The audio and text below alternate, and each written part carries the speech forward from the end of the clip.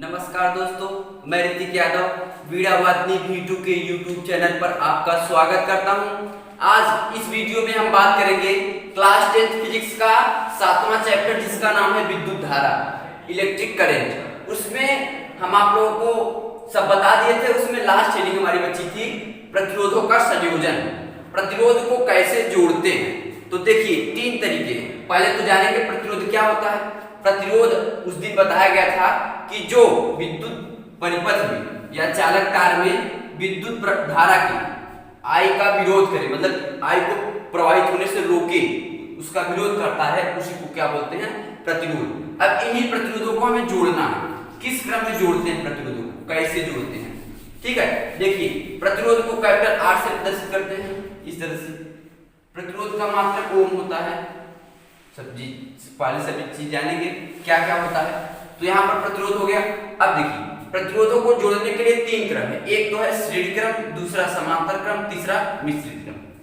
अब उसमें पहला हमारा आता है श्रेणी क्रम। श्रेणी क्रम को कैसे जोड़ते हैं, देखिए आज हम बहुत आसानी से आप लोगों को बताएंगे। थोड़ा सा ध्यान से देखिएगा आप लोग। देखिए श्रेणी क्रम में क्या होता है। श्रेणी क्रम में प्रतिरोध को इस प्रकार जोड़ते हैं। देखिए R1, R2, R3 इस सर्किट में, इस परिपथ में तीन प्रतिरोध है।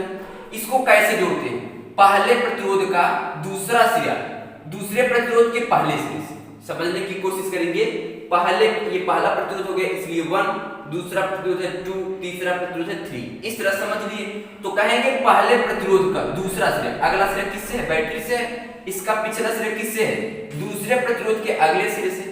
दूसरे प्रतिरोध का पिछला सिरा तीसरे प्रतिरोध के अगले सिरे से, तीसरे प्रतिरोध का पिछला सिरा बैटरी से। तो इस प्रकार एक सर्किट हो जाती है, प्रतिरोध का एक सर्किट बन जाता है, परिपथ बन जाता है। तो देखिए कैसे कहेंगे, श्रेणी क्रम में अगर कहेगा कि श्रेणी क्रम संयोजन क्या है, इसका निगमन कीजिए।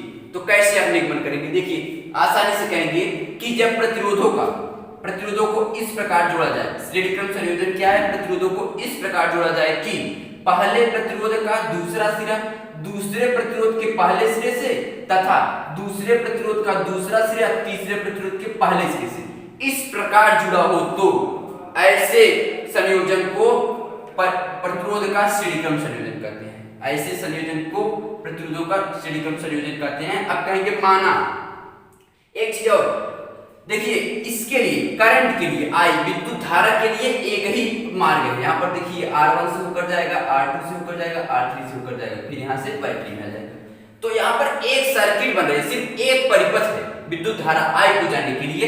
इस विद्युत धारा सभी प्रतिरोधों में समान होगी। क्यों, क्योंकि एक ही परिपथ है। तो जो बैटरी से जो विद्युत धारा निकलेगी I निकलेगा, इसे स्मॉल I से लिखे चाहे कैपिटल I से लिखिए। तो जो विद्युत धारा निकलेगी वो तीनों प्रतिरोध में होते हुए फिर बैटरी में चली जाएगी। तो तीनों प्रतिरोध से होकर जा रही है, कोई अलग मार्ग है नहीं। इसलिए इसका सभी प्रतिरोध में विद्युत धारा सिर्फ कैपिटल I कर लीजिए इसको, ताकि आप लोगों को अच्छे से समझ में आए। तो सभी प्रतिरोध में कैपिटल I की विद्युत धारा प्रवाहित होगी, ठीक है। इतना समझ गए। तो आप आगे कह भी सकते हैं, आगे क्या कहेंगे कि मतलब ये कह दिए कि इस प्रकार के संयोजन को श्रेणी क्रम संयोजन कहते हैं। फिर आगे कहेंगे कि प्रत्येक प्रतिरोध में विद्युत धारा कैपिटल I प्रवाहित होती है। ये कहेंगे माना तीन प्रतिरोध R1, R2 तथा R3 है। R3 सर्किट की या संरचना की सहायता से, संरचना के हिसाब से जो है श्रेणी क्रम में जोड़ा गया है, ठीक है। R1, R2, R3 प्रतिरोध श्रेणी क्रम में जोड़ा गया है। फिर कहेंगे कि इन प्रतिरोधों का वोल्टेज विभवांतर, आप लोगों को पढ़ाया गया था विभवांतर को V से लिखते हैं, इसका मात्रक वोल्ट होता है, ठीक है। तो कहेंगे इन प्रतिरोधों का वोल्टेज V1। यहाँ पर देखिए सिर्फ अगर आपको संरचना याद हो गई तो सब कुछ याद हो गया। देखिए R1 प्रतिरोध का वोल्टेज V1, R2 प्रतिरोध का वोल्टेज V2, R3 प्रतिरोध का वोल्टेज V3, यहाँ पर एकदम दर्शाया गया। तो इसलिए कहेंगे कि प्रतिरोधों का वोल्टेज V1 या विभवांतर, प्रतिरोधों का विभवांतर V1, V2 तथा V3 है, ये कह दिए। और ओम के नियम में देखिए होता क्या होता है, V यहाँ पर होता है V इक्वल टू IR। क्या होता है, V इक्वल टू IR, मतलब कि आप इस सर्किट में बात करेंगे किसकी, वोल्टेज की, धारा की और प्रतिरोध की, ठीक है। मतलब विभवांतर, विद्युत धारा और विद्युत प्रतिरोध की बात करेंगे और किसी भी अवयव की बात नहीं करेंगे। इसमें किसी भी राशि या विद्युत राशि की बात नहीं की जाएगी, सिर्फ आर, आई और भी का बात किया जाएगा। तो हमने आर की बात कर दी, आर को बता दिया कैसे जोड़ते हैं, उसके बाद इसी की सहायता से भी को बता दिया। अब आगे आप लोग बता देंगे तथा उन प्रतिरोधों में प्रवाहित होने वाली विद्युत धारा कब चलाइए, क्योंकि एक ही धारा सभी में प्रवाहित हो रही है। ठीक है, जब अलग अलग मार्ग होता तो अलग अलग धारा बढ़ जाती, लेकिन अब देखिए एक ही मार्ग है, इसलिए सभी जो धारा बैटरी से निकलेगी वही सभी प्रतिरोध में होते हुए बैटरी के अंदर चली जाएगी। तो एक ही धारा आई प्रवाहित होगी। फिर कहेंगे ओम के नियम से प्रतिरोध एक, प्रतिरोध R1 में वोल्टेज या डायरेक्ट कर देंगे V1 क्या हो जाएगा यहां से V1 I R1। क्यों? क्योंकि देखिए I तो हर जगह समान है, I यहां से लेके पूरे प्रवाहित हो रहा है, एक ही सिर्फ I प्रवाहित हो रही है और R के जगह पे R1 है और V के जगह V1। ठीक, अब देखिए V2 I R2, V3 I R3। आप लोगों को समझ में आ रहा होगा। देखिए I विद्युत धारा हर प्रतिरोध में नियत है, मतलब एक ही है, बट नहीं रहा है, परिवर्तित नहीं हो रहा है, इसीलिए इसको सिर्फ I तीनों प्रतिरोध में I रहेगा। जहां वोल्टेज V1 कार्य कर रहा है वहां पर प्रतिरोध क्या है R1 है, इसलिए I R1। जहां V2 वोल्टेज है वहां R2 है, इसलिए I R2। इसी तरह V3 I R3। अब देखिए एक चीज और जानते रहिए, क्लास 10 की किताब में नहीं दिया हुआ है, लेकिन आप जानते रहिए कि जितना वोल्टेज परिपथ, मान लीजिए परिपथ, जितना वोल्टेज कोई बैटरी या सोर्स देगा उतना उस परिपथ में वोल्टेज को खींचने के लिए एनर्जी, बैटरी की एनर्जी को अवशोषित करने के लिए एलिमेंट लगा होना चाहिए, कोई अवयव लगा होना चाहिए। जैसे देखिए अगर बैटरी का वोल्टेज भी है तो इतना जितना वोल्टेज इसका जो मान होगा 2, 4, 6 जैसे जितना भी मान होगा उतने मान का यहाँ पर वोल्टेज लगा होना चाहिए जो कि अवशोषित करे इसकी एनर्जी को, बैटरी की एनर्जी को अवशोषित करे, तभी कोई परिपथ बनता है। मतलब कि कोई एनर्जी देगा तो कोई एनर्जी लेगा, तभी एक परिपथ बनता है, अन्यथा सर्किट हमारी गलत होती है। तो यहाँ पर देखिए क्या हो गया, वोल्टेज हो गया। अब कहेंगे कि माना बैटरी का वोल्टेज भी है, टोटल वोल्टेज क्या है, भी है, तो पूरा वोल्टेज भी है, उसे तोड़ा गया है, क्या है V1 plus V2 plus V3।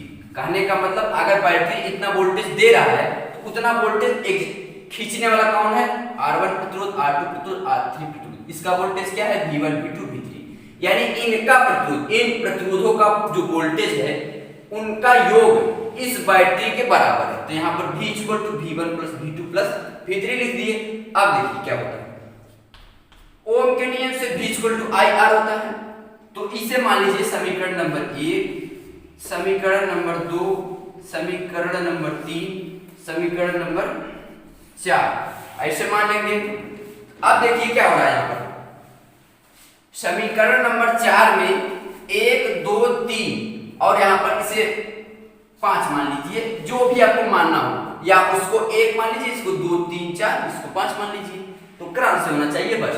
तो क्या कहेंगे, समीकरण नंबर 4 में 1, 2, 3, 5 का मान रखने पर, तो देखिए वहां से भी का मान क्या है I R, ठीक, इक्वल V1 का मान क्या है I R1 plus I R2 plus I R3, ये हो गया।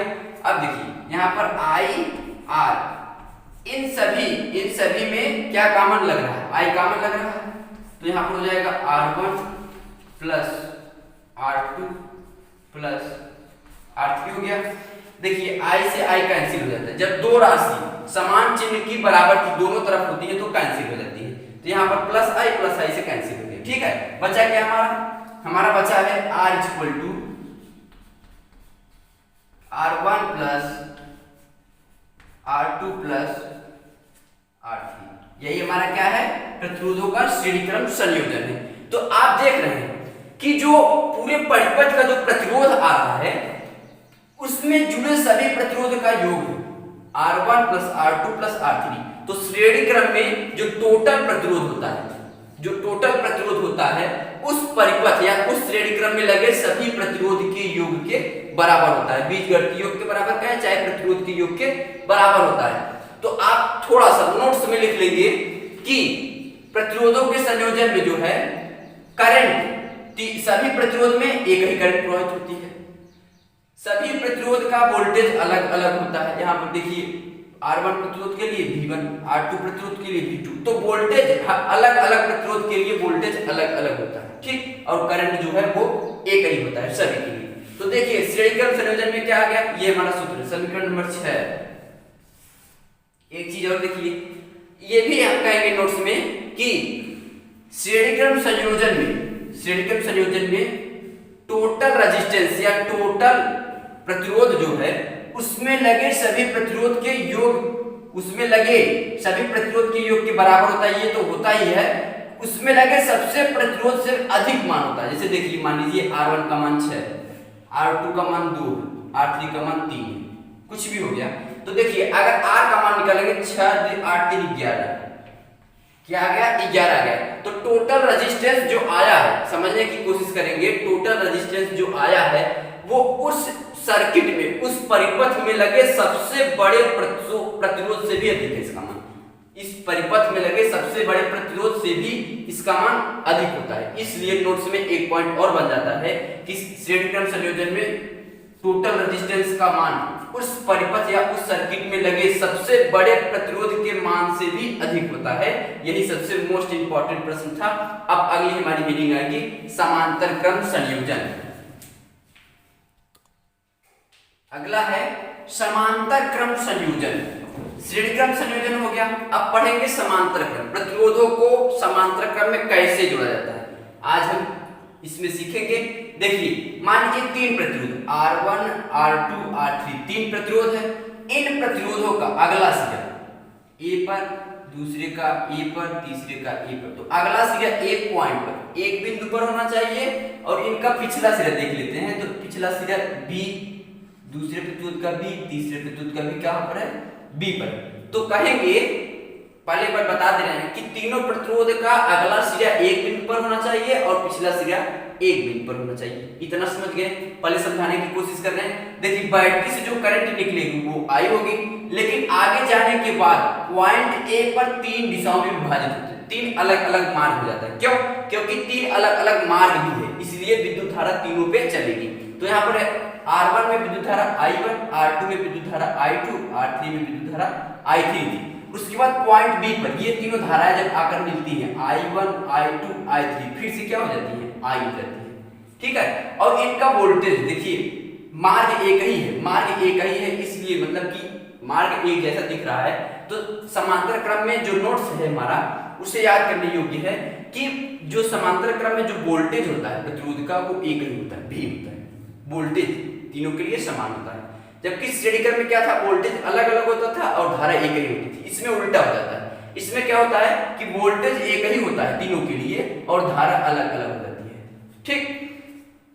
तो अब देखिए समांतर क्रम संयोजन को कैसे हम लिखेंगे। अगर पेपर में आ गया कि समांतर क्रम संयोजन क्या है, इससे इसके सूत्र का निगमन कीजिए, तो आप आसानी से कैसे करेंगे। देखिए कहेंगे समांतर क्रम संयोजन में कहेंगे कि यदि समांतर क्रम संयोजन में यदि प्रतिरोधों को इस प्रकार जोड़ा जाए कि सभी प्रतिरोध का अगला सिरा एक बिंदु पर हो तथा उन प्रतिरोधों का पिछला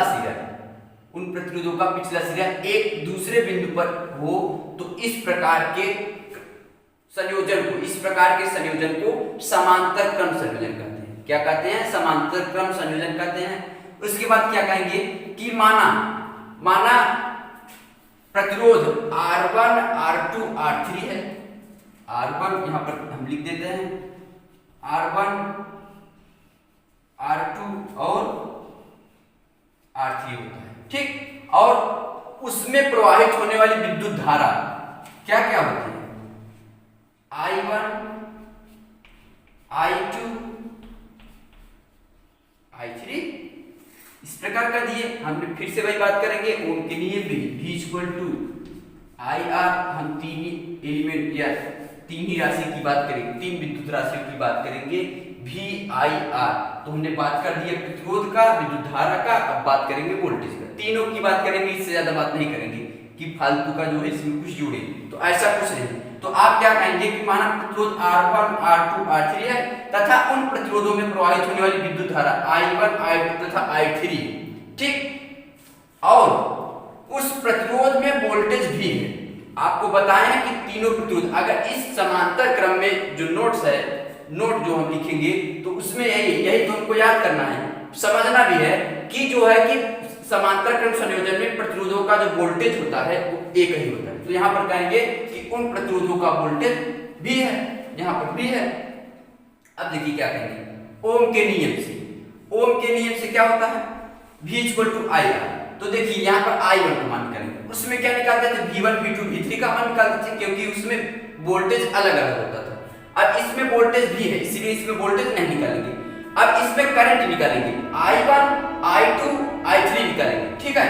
तो क्या कहेंगे, ओम के नियम से I1 = पहले यहां से देखते हैं, I का मान निकालेंगे, क्या हो जाएगा, I = V/R। समीकरण ये हो गया। तो इसे मान लेते हैं समीकरण ए, नहीं इसे मान लीजिए समीकरण नंबर 1, मान ही लीजिए कि ये समीकरण 1 है, ओम के नियम से V = IR। फिर आगे कहेंगे I1 = यहाँ पर क्योंकि सिर्फ I की बात कर रहा था। अब देखिए यहाँ पर I1 हो गया = V, क्योंकि V तीनों में समान है, इसके वोल्टेज क्या है, आपको बताया गया वोल्टेज V था। वोल्टेज यहाँ पर लिख लीजिए ताकि समझ में आए, सभी प्रतिरोध का वोल्टेज V है।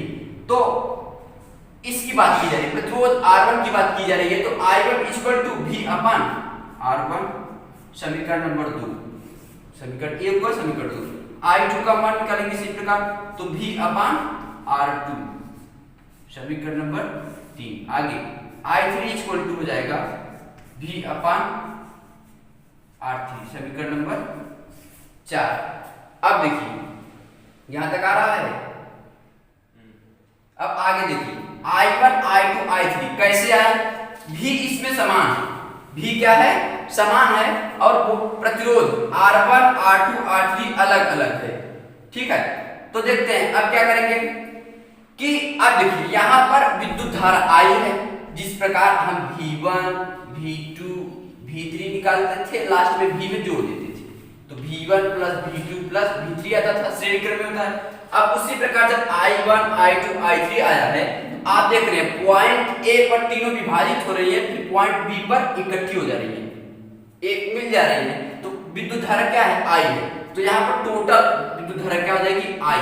तो I = क्या हो जाएगा, I1 + I2 + I3। समझने की कोशिश करेंगे, समीकरण नंबर 5। देखिए फिर समझाते हैं, बैटरी से विद्युत धारा निकली I, पॉइंट A पर गई, उसके बाद विभाजित हो जा रही है, I1 I2 I3, इसी को लिखा गया है। आप लोगों को पता ना चाहिए किसी जंक्शन पर आने वाली धाराओं का जंक्शन से जाने वाली धाराओं के योग के बराबर होता है। तो जंक्शन पर कौन सी धारा आ रही है, I आ रही है, = फिर जा कौन से रही है, I1 I2 I3, इसलिए I = I1 + I2 + I3। इस प्रकार भी समझ सकते हैं कि मान लीजिए यहाँ पर कोई जल है, समरसेबल है, उससे 3 पाइप लगे हुए हैं, तो समरसेबल से कितना पाइप पानी निकल रहा है, तो यहाँ इसी से नापेंगे ना, पहले पाइप में कितना पानी है, दूसरे पाइप में कितना पानी है, तीसरे पाइप में कितना पानी है। उसी प्रकार देखिए करंट भी यहाँ पर आते थे एकजुट था, फिर यहाँ पर तीनों दिशाओं में विभाजित हो गया, 3 अलग अलग मार्ग पकड़ लिए, तो तीनों को जोड़ देंगे, फिर वही आ गई हमारी करंट आ गया, इसलिए I = I1 + I2 + I3 हो गया। अब देखिए समीकरण 5 में 1 2 3 4 का मान रखने पर I का मान क्या है, यहाँ पर देखिए, यहाँ पर ये नहीं I नहीं, तो क्या हो जाएगा, V/R = I1 का मान क्या है, V/R1 प्लस I2 का मान V/R2 प्लस V/R3। इस प्रकार देखिए इनका मान रखते हैं, ठीक। अब देखिए V/R, इसमें देखिए V कॉमन दिखाई दे रहा है, V कॉमन दिखाई दे रहा है, 1/R1 + 1/R2 + 1/R3, इस तरह से हो गया।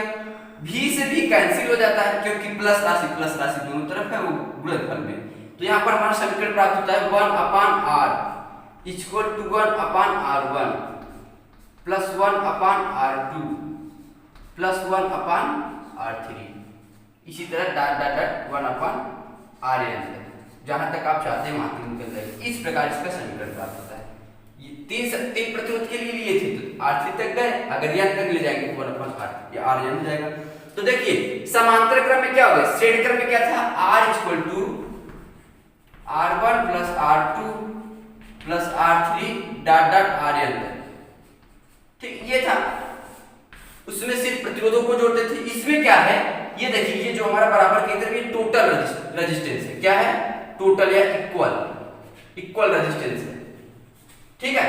तो क्या हो रहा है, इसमें क्या होता था, प्रतिरोध को मतलब कि सभी सिर्फ जोड़ देते थे। अब इसमें क्या हो रहा है कि समांतर क्रम में जो है जुड़े, समांतर क्रम में टोटल रेजिस्टेंस का व्युत्क्रम मतलब उल्टा होता है। एक तो टोटल रेजिस्टेंस को R इस प्रकार लिखते हैं, लेकिन इसी का उल्टा लिखेंगे, व्युत्क्रम लिखेंगे तो 1/R हो जाएगा। इसलिए कहते हैं कि समांतर क्रम में इक्वल रेजिस्टेंस, पूरा रेजिस्टेंस जो है, पूरा प्रतिरोध का व्युत्क्रम, पूरे प्रतिरोध का व्युत्क्रम समांतर क्रम में जुड़े प्रत्येक प्रतिरोध के व्युत्क्रम के योग के बराबर था। प्रत्येक प्रतिरोध के व्युत्क्रम, तो देखिए R1 था, R1 का व्युत्क्रम 1/R1 1/R2 1/R3, तो व्युत्क्रम का योग बीच में जोड़ देंगे। इसलिए कहते हैं समांतर क्रम में जुड़े प्रत्येक प्रतिरोध का टोटल रेजिस्टेंस, पूरा प्रतिरोध का मान समांतर क्रम में जुड़े प्रत्येक प्रतिरोध के व्युत्क्रम के योग के बराबर होता है।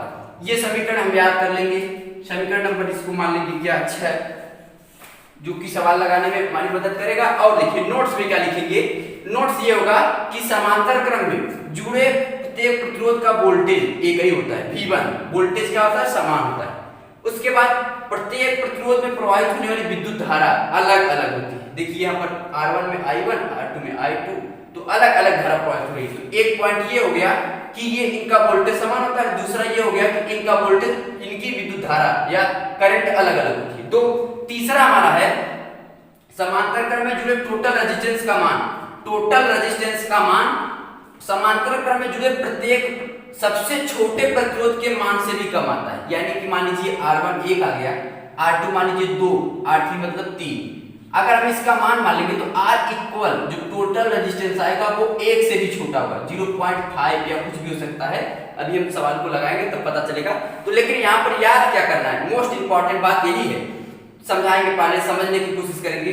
इसका जो पूरा रेजिस्टेंस आएगा समांतर क्रम में जोड़ने के बाद, जो टोटल रेजिस्टेंस आता है, पूरा प्रतिरोध का मान जो आएगा, उस समांतर क्रम में जुड़े सबसे छोटे प्रतिरोध जिसका मान सबसे छोटा होगा उससे भी कम आता है इसका मान, ठीक है।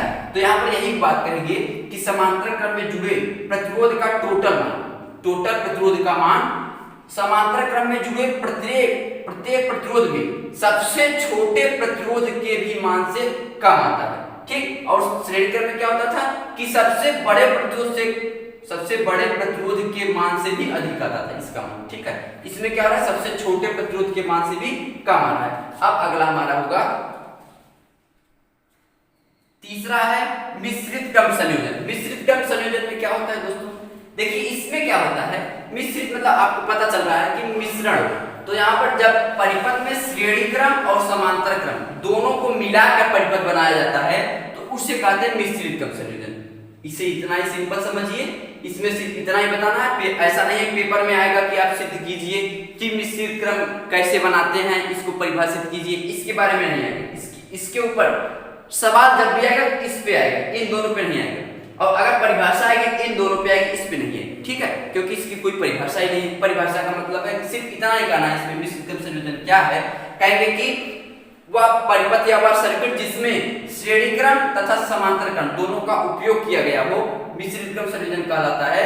तथा इस प्रकार के सर्किट, इस प्रकार के परिपथ का जो मतलब इस प्रकार के परिपथ जटिल होते हैं इन दोनों की अपेक्षा जो है मिश्रित क्रम संयोजन का जो परिपथ होता है वो जटिल होता है। क्या होता है, जटिल होता है। अब हम आगे बात करेंगे क्लास 10th फिजिक्स, जिसका नाम था 5वां चैप्टर विद्युत धारा, 7वां चैप्टर विद्युत धारा। अब देखिए इसमें से सवाल तो जरूर आएगा, पेपर में सवाल जरूर आएगा। एक प्रतिरोध का सवाल तो फिक्स रहता है, अब उसे हम समझाने जा रहे हैं। तो पहले थोड़ा सा आप ध्यान देंगे, सभी चैप्टर का जितने भी सूत्र है पहले आप उसको एक जगह लिखेंगे और उसको याद करेंगे, उसके बाद हम आपको न्यूमेरिकल बताने जाएंगे। देखते हैं आइए आगे क्या होता है।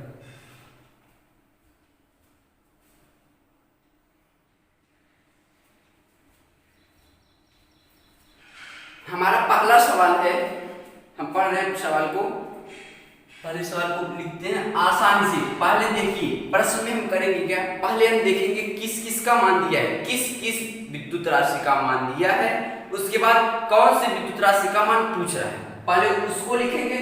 उसके बाद यहाँ से देखते हैं, इस चैप्टर को यहाँ से लिख दिए हैं जितने भी यहाँ पर इसके सूत्र थे। Q = L E, 10वां सूत्र देखिए इसके बीच में होना चाहिए था लेकिन छूट गया। I = Q/T विद्युत धारा का सूत्र है। विद्युत विभव V = W/Q, विभवांतर डेल्टा V = W/Q, जहां पर डेल्टा V को लिख सकते हैं V2 - V1। क्या लिख सकते हैं डेल्टा V को? लिख सकते हैं V2 - V1। इसलिए डेल्टा V के स्थान पर V2 - V1 = W/Q लिख दिए तो एक समीकरण और प्राप्त हो गया। यहाँ पर प्रतिरोध I = V/I, यहाँ पर विशिष्ट प्रतिरोध ρ = R = L/E, V = IR, ओम का नियम श्रेणी क्रम R1 = R1 + R2 + R3, R होगा तो 1/R = 1/R1 + 1/R2 + 1/R3, और ये दूसरे नंबर पे था। तो आप देखिए ये जो चैप्टर है इसमें से सिर्फ 10 क्या है हमारे फार्मूले हैं और इन्हीं टाइप पे इन्हीं पे सवाल बनेगा, ठीक है। तो थोड़ी सी प्रॉब्लम होगी 8 और 9, इसी को जो मिश्रित क्रम संयोजन है उसी को थोड़ा सा उसमें परेशानी होती, बाकी सभी तो आपको कैलकुलेशन करना है, मान रख के इसमें थोड़ा सा पहचानना पड़ता है। तो पहला सवाल है, यदि किसी चालक में प्रवाहित धारा 2 एम्पीयर हो तो विद्युत धारा को कैपिटल I से लिखते हैं, विद्युत धारा का SI मात्रक एम्पीयर, यानी कि इसका मात्रक उसी में दिया है। तो देखिए पहले जिसका मात्रक अंतरराष्ट्रीय जो मात्रक होता है उसी में आप रख के हल करेंगे। अगर ये मिली एम्पीयर होता तो इसे 2 × 10⁻³ कर देते ताकि ये एम्पीयर में हो। तो चाहे जिसमें हो ampere, milliampere, microampere, तो उससे एम्पीयर में ही सवाल को हल करते समय एम्पीयर में लाएंगे और उसे हल करेंगे। आगे क्या कर रहा है, तथा चालक पर उपस्थित आवेश 4 कूलाम है। आवेश को Q से लिखते हैं और आवेश का मात्रक कूलाम है, यानी कि ये भी मात्रक सही दिया है। आगे पूछ रहा है तो आवेश के प्रवाह का समय ज्ञात कीजिए। आवेश के प्रवाह का समय t, समय को क्या लिखते हैं t, और वो किस में आना चाहिए, सेकंड में। फिर से प्रश्न को पढ़ दे रहे हैं, यदि किसी चालक में प्रवाहित धारा 2 एम्पीयर हो, ठीक, उसके बाद तथा चालक पर उपस्थित आवेश 4 कूलाम है तो आवेश के प्रवाह का समय ज्ञात कीजिए। एक चीज और, यहाँ पर देखिए इसका मान जूल, इसका मात्रक क्या आएगा जूल, इसको भी आप लिख लेंगे तो अच्छा बेहतर होगा आप लोगों के लिए। यहाँ पर भी क्या होगा जूल होगा, यहाँ पर जूल का मात्रक ओम, यहाँ पर रो का मात्रक जो होगा ओम मीटर होगा। क्या रो की बात कर रहे हैं, ओम मीटर, ठीक, इसे मिटा दे रहे हैं, आप लोग समझ लीजिएगा। एक के स्थान पर जो लिख सकते हैं πr², क्या लिख सकते हैं πr²। यहाँ पर वोल्टेज, विभवांतर का मात्रक वोल्ट होता है, प्रतिरोध का मात्रक ओम होता है, इसमें भी इसका मात्रक ओम आएगा, यहाँ पर एम्पीयर, ठीक। तो इनका मात्रक ये आप यहाँ पर देखिए Q का मात्रक कूलाम, क्या आ जाएगा कूलाम, कैपिटल C, ठीक है। तो देखिए उसमें सब मान दिया है। अब देखिए एक हमारा 10 वाला जो फार्मूला है I = Q/T, एक बार इसकी परिभाषा रिपीट कर देंगे ताकि आप लोगों को आ जाए। क्या था, आवेश प्रवाह की दर को विद्युत धारा कहते हैं, विद्युत धारा को कैपिटल I से प्रदर्शित करते हैं या दिखाते हैं। विद्युत धारा का SI मात्रक एम्पीयर होता है और इसका देखिए एक मात्रक और जाएगा कूलाम प्रति सेकंड, क्या हो जाएगा कूलाम प्रति सेकंड। अब देखिए इसी में आप रख दीजिए, तो आपसे T की बात, T पूछ रहा है तो T इधर चला जाएगा, I इधर आएगा, यहाँ पर जाएगा TI, पहले लिखेंगे T × I = Q, क्योंकि T का मान निकालना है तो T = क्या हो जाएगा Q/I। एक फार्मूला बन गया। इसी फार्मूला को सिर्फ इधर उधर घुमाएंगे, नए नए फार्मूले बनते रहेंगे। तो मेन कितने हैं, सिर्फ 10 है। तो यहाँ पर T = आ जाएगा, Q का मान क्या है 4, I का मान क्या है 2, 2 का 2, 2 दूनी 4, तो T का मान क्या आ गया 2, और वो किस में आएगा सेकंड। तो हमारा आंसर क्या आ गया 2 सेकंड। आंसर क्या बन गया 2 सेकंड। देखिए कितनी आसानी से सवाल को हल किया जा रहा है। आगे का सवाल देखते हैं, दूसरा नंबर, समय को बचाते हुए। यहाँ पर दूसरा सवाल कर रहा है, कि यदि एक इलेक्ट्रॉन को अनंत से किसी बिंदु तक लाने में किया गया कार्य, तो कार्य W को किसे लिखते हैं, जूल किसे लिखते हैं। यहाँ पर देखिए थोड़ी सी गलती हो गई, यहाँ पर जो है W का मान जूल होगा, W का मान जूल होगा, लेकिन इसका मान क्या होगा, वोल्ट होगा। क्या होगा, वोल्ट होगा। यहाँ पर भी इसका मान वोल्ट होगा, इसका मान जूल होगा। ये कार्य है, कार्य का मतलब जूल। तो कार्य कितना दिया है आपको दिया है 64 जूल। 64 जूल पहले लिखेंगे आप क्या क्या दिया है। उसके बाद आगे, तो उस बिंदु पर कार्यरत विद्युत विभव का मान होगा। विद्युत विभव को V से लिखते हैं, कार्यरत विद्युत विभव को क्या किस मात्रा से व्यक्त करते हैं, वोल्ट से। देखिए एक इलेक्ट्रॉन की बात किया है, एक इलेक्ट्रॉन की संख्या को n से प्रदर्शित करते हैं। किससे प्रदर्शित करते हैं, n से प्रदर्शित करते हैं। अब देखिए पहले सवाल पढ़ेंगे ताकि आपको समझ में आए। यदि एक इलेक्ट्रॉन को अनंत से किसी बिंदु तक लाने में किया गया कार्य 64 जूल है, तो उस बिंदु पर कार्यरत विद्युत विभव का मान क्या होगा। तो देखिए कौन सा ऐसा समीकरण है जिसमें विद्युत विभव का मान V पूछ रहा हो, W दिया हो। तो यहाँ पर एक सूत्र होता है V equal W upon Q। क्या होता है, V equal to W upon Q। यहाँ पर W का मान मात्रक जूल है, जबकि V का मात्रक वोल्ट। ठीक है, थोड़ा सा हम उल्टा कर दिए हैं, यहाँ पर इसका मात्रक वोल्ट होगा। ठीक है, तो W का मात्रक जूल होगा। तो देखिए अब आपसे देखिए Q का बात नहीं किया, आपको V निकालना है, W दिया है। देखिए जब तीन राशि दी, कोई भी समीकरण चाहे जितनी राशि हो, उसमें से एक राशि पूछेगा, बाकी राशि का मान दिया होगा। इसमें कितनी राशि है, 1 2 3, 3 राशि है, यानी दो राशि का मान दिया होना चाहिए, एक राशि हमको निकालनी होगी। तो देखिए V का मान निकालना है, W राशि दी है, Q नहीं दिया है। इसका मतलब कि कहीं ना कहीं हमको Q का मान निकालना है। तो देखिए W दिया है, तो यहाँ पर लिख सकते हैं V equal W upon Q के स्थान पर लिख सकते हैं NE, क्योंकि Q इक्वल टू क्या होता है, NE। अब देखिए इस फार्मूला में हम Q का मान NE क्यों रखे, क्योंकि आपको पता है E इक्वल टू 1.6 गुणे 10 की घात माइनस 19 और N इक्वल टू आपको दिया है, N इक्वल टू 1, यानी कि ये वाला फार्मूला इसमें सक्सेस है। क्यों, क्योंकि Q के स्थान पर अगर NE रखते हैं तो N का भी मान पता है, E का मान पता है, W का मान पता है। अब V का मान निकल जाएगा, तो रख देते हैं आसानी से। तो सवाल को इसी तरह लगाते हैं, पहले देखते हैं क्या क्या हमको मिला है, क्या निकालना है, और उसके स्थान पर जो नहीं है क्या ऐसा फार्मूला उसमें जोड़ दें कि ताकि हमको प्राप्त हो जाए। तो V इक्वल टू W का मान क्या था, 64 बटे N का मान 1 हो गया, इंटू 1.6 गुणे 10 की घात माइनस 19 आया कि नहीं। E का मान इतना होता है, ये तो ऑलरेडी सबको पता होना चाहिए, अगर नहीं पता है तो आप रट लीजिए। ये भी एक रटने योग्य बात है, क्योंकि 10 की जगह आप इसको 11 लिख सकते हैं, क्योंकि रटना पड़ेगा आपको, सवाल में इसका मान दिया नहीं रहता है। ठीक है, तो V इक्वल टू इसे हल कैसे करें, ये देखिए आप लोग। देखिए 64 गुणे 10 की घात 19 अपान 1.6। ठीक है, गुणे 10 की घात माइनस 19 नीचे था, ऊपर जाएगा तो गुणे 10 की घात प्लस 19 हो गया। तो चिन्ह क्या हो गया, चेंज हो गया, एक काम खत्म हो गया, एक का उसी में गुणा करेंगे वही आएगा, तो बचा क्या, सिर्फ 1.6। अब देखिए क्या करते हैं, V इक्वल टू इसका दशमलव हटाने के लिए एक जीरो ऊपर बढ़ाएंगे, 640 गुणे 10 की पावर 19 अपान 16। क्यों, क्योंकि जब आप एक अंक इधर घुमाएंगे तो यहाँ पर भी एक दशमलव है, इसको लिखते रहिए। जैसे देखिए 64 लिखा, इसके पीछे दशमलव लेके लिखते रहिए, इसके आगे प्लस है, ये भी नहीं लिखते हैं। ठीक है, बटे 1 है, इसको भी नहीं लिखते हैं, गुणे 1 है, इसको भी नहीं लिखते हैं। तो ये सब राशि लिखी नहीं जाती है। तो यहाँ पर एक पॉइंट है, जितना पॉइंट नीचे का हम चाहे जिधर घुमाएं, अगर दाहिनी तरफ ले जा रहे हैं तो ऊपर का भी दाहिनी तरफ ले जाएंगे, बाएं तरफ ले जा रहे हैं तो ऊपर का भी बाएं तरफ ले जाएंगे, उतना ही अंक ले जाएंगे। तो यहाँ पर एक अंक ले गए, इसको भी एक अंक ले जाएंगे, एक अंक ले जाएंगे, तो यहाँ गया 640 हो गया, 16 हो गया, 16 का 16, 16 चौका 64, यानी कि V का मान क्या आ गया, V का मान आ गया 40 गुणे 10 की घात 19। अब यहाँ पर V इक्वल टू हो जाएगा 4 गुणे 10 की घात 20, और वो भी विद्युत विभव का मात्रक क्या होता है, वोल्ट।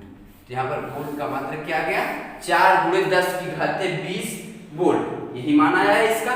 देखिए अब यहाँ पर जो 40 है, एक दशमलव इधर ले जाएंगे तो इसकी संख्या में एक जुड़ जाएगा, 19 की जगह 20 हो जाएगा। अगर बाएं तरफ ले जाएंगे तब दाहिनी तरफ ले जाएंगे तो माइनस में जुड़ेगा। ठीक है, आप देखिए ये आ गया, लेकिन एक कंफ्यूजन ना होगा मन में कि एक इलेक्ट्रॉन को अनंत से किसी बिंदु तक लाने में, ठीक है। तो देखिए जब किसी आवेश को अनंत से किसी विद्युत क्षेत्र के किसी एक बिंदु तक लाते हैं तो वो विद्युत विभव होता है, इसीलिए यहाँ पर क्या निकाला था, विद्युत विभव। अगर यही बात कर लेता किसी चालक तार में एक बिंदु से दूसरे बिंदु, तब विद्युत विभवांतर निकालते, थोड़ा सा डिफरेंस है। अब देखिए आगे का सवाल हम बताने जा रहे हैं तीसरा। सिर्फ आप क्या करेंगे, देखिए आप एक ही काम करेंगे कि प्रश्न को पढ़ेंगे, प्रश्न से भागेंगे नहीं। उसके बाद देखेंगे क्या क्या मान दिया है, कौन कौन सी राशि का मान दिया है और कौन सी राशि पूछ रहा है। उसके बाद आप देखेंगे आपका पहला काम हो गया क्या क्या दिया है, दूसरा काम क्या पूछ रहा है, तीसरा काम आप ये करेंगे कि देखेंगे इस चैप्टर चाहे जो हो, क्योंकि आप पेपर देने जाएंगे तो चैप्टर पूरी पता चलेगा आपको कि हम कौन सा चैप्टर लगाएंगे, ऐसे नहीं। तो आप देखेंगे कि कौन सा ऐसा फार्मूला है जो इन दोनों, जो दिया है और जो पूछ रहा है दोनों उसमें हो, ऐसा कौन सा फार्मूला है, आप उस फार्मूला को लिखेंगे, उसके बाद उसमें आप मान रख देंगे। तीसरा हमारा सवाल क्या है, देखिए सिंपल सा सवाल है, आसानी से आप लगा सकते हैं इसको। 5 कूलम वाले एक विद्युत आवेश, 5 कूलम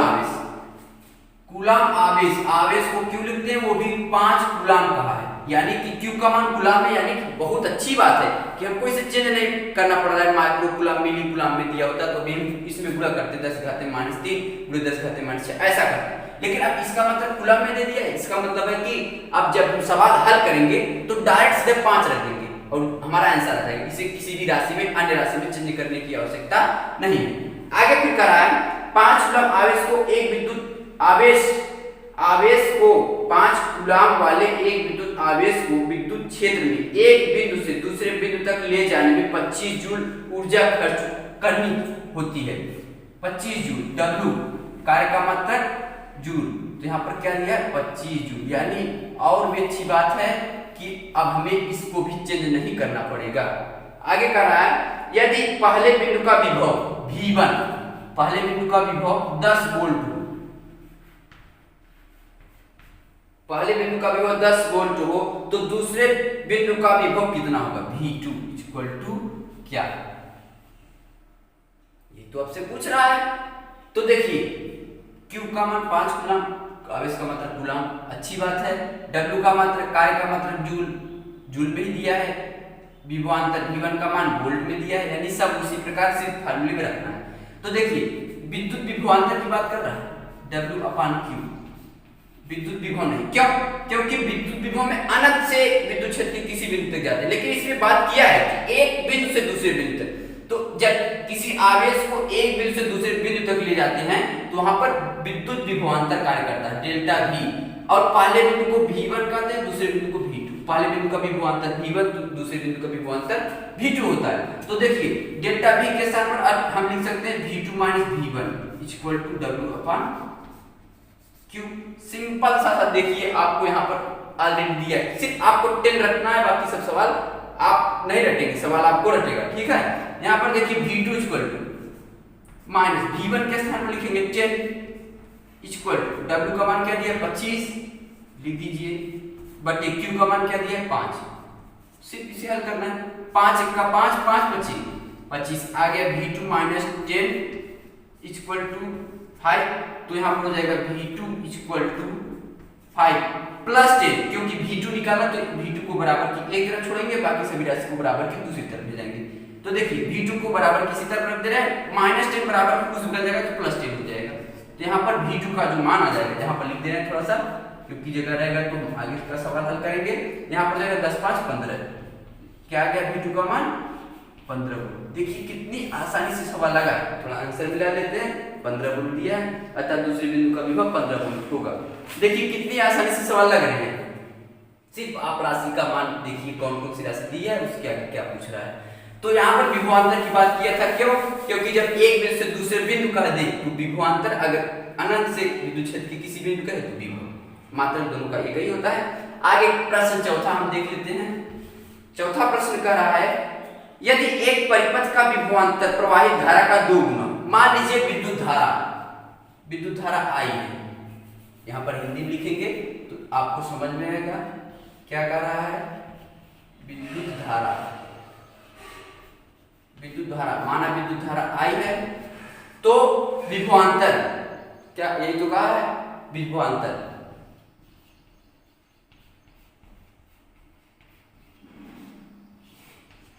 समझने की कोशिश करेंगे। कहा यदि एक परिपथ का विभवांतर प्रवाहित धारा का 2 गुना, मान लीजिए परिपथ में I विद्युत धारा प्रवाहित हो रही थी तो विभवांतर 2 गुना मतलब 2 गुणे I, मतलब यहाँ पर क्या हो जाएगा 2I, तो हो गया कि नहीं विद्युत धारा का 2 गुना विभवांतर। यही तो बात कहा था हमसे। फिर आगे कह रहा है तो परिपथ में प्रतिरोध की गणना कीजिए। प्रतिरोध को किससे लिखते हैं R से। R इक्वल टू क्या, यही तुमको बताना है। तो कौन सा ऐसा समीकरण जिसमें विद्युत धारा विभवांतर और प्रतिरोध हो, तो वो है समीकरण R equal to V upon I। आया नहीं विद्युत धारा करंट, विद्युत धारा विभवांतर और प्रतिरोध आया। इसी में मान रख देंगे R इक्वल टू विद्युत धारा विद्युत विभवांतर का मान 2I बटे I का मान I है। ठीक है, या तो आप ऐसे भी कर सकते हैं, इसको 1 1 मान लीजिए, लेकिन ऐसे थोड़ा सा आसानी हो जाता है। तो I से I कैंसिल हो जाता है, तो R इक्वल टू क्या आ गया 2। अब देखिए विद्युत प्रतिरोध का मात्रक ओम होता है, इसको तो भूलेंगे नहीं। अगर आपने किसी भी राशि का मात्रक लिखना भूल गया है तो समझ लीजिए कि गलती कर दी आपने, सवाल को हल नहीं करना चाहिए था अगर आपने मात्रक नहीं लिखा है तो। देखिए यहाँ से क्या है R equal to V upon I, R का मात्रक ओम है। ऐसा नहीं है कि पेपर में बहकाने की कोशिश करेंगे, बहकाने की बिल्कुल कोशिश नहीं करेंगे, थोड़ा सा रखना है, बहुत ज्यादा है नहीं। 10 फार्मूले हैं और उसमें उनके मात्रक बहुत मानेंगे तो 20 या 25 होंगे, बाकी आपको आगे भी विद्युत में काम देगा। ठीक है, तो रटना पड़ेगा ही। आगे 5वां सवाल बात कर रहा है, दिए गए पदार्थ की किसी L लंबाई तथा A मोटाई के तार का प्रतिरोध R इक्वल टू दिया है, क्या दिया है 8 ओम है L लंबाई की। तो लंबाई क्या है हमारी, लंबाई L है और क्षेत्रफल दिया है, क्षेत्रफल आपको दिया है E। ठीक है, थोड़ा सा मिटा दें ताकि आसानी से समझा सके।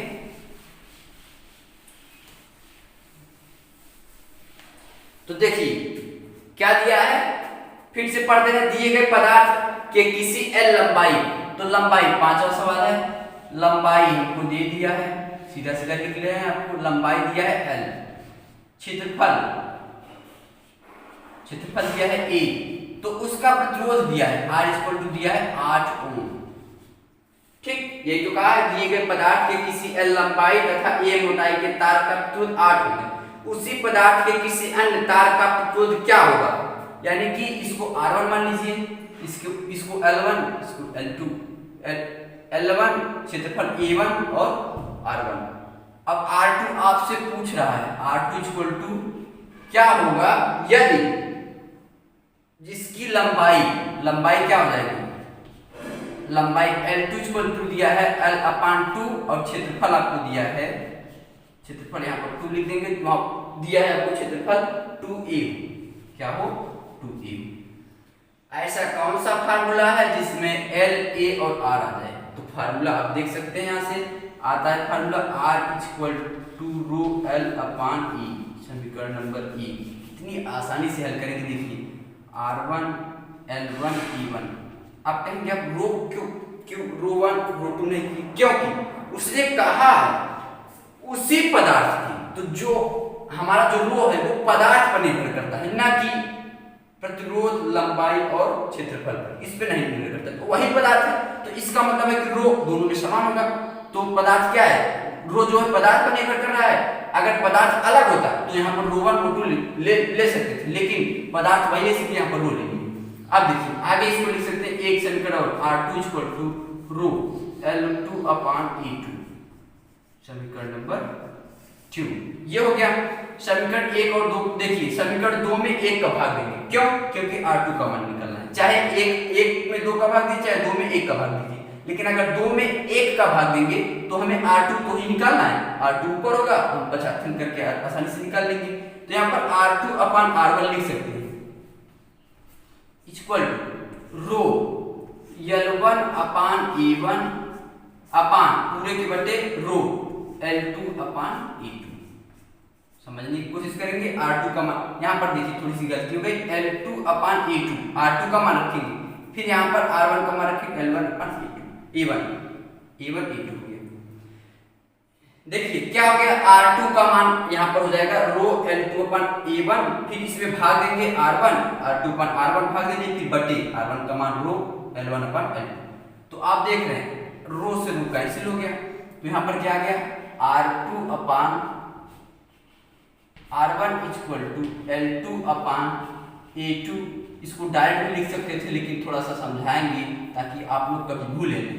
ऐसा नहीं है कि आप लोग एक बार लगाने के बाद भूल जाए, ऐसे लिख सकते हैं L2 अपान E2 अपान L1 अपान E1। तो यहाँ पर R2 अपान R1 बराबर क्या हो जाएगा L2 अपान A2 इंटू, जब यहाँ पर बटे की जगह जब भाग के स्थान पे मल्टीप्लाई का चिन्ह लगाएंगे, गुणे का चिन्ह लगाएंगे, ये पूरा राशि उल्टी हो जाएगी। तो यहाँ पर हो जाएगा E1 अपान L1, ये आ गया। तो R1 R2 अपान सभी का मान रखेंगे, R1 का मान 8 है, R2 निकालना था, देखिए कितना अच्छा समीकरण बन गया, R2 निकालना था, R1 का मान दिया है।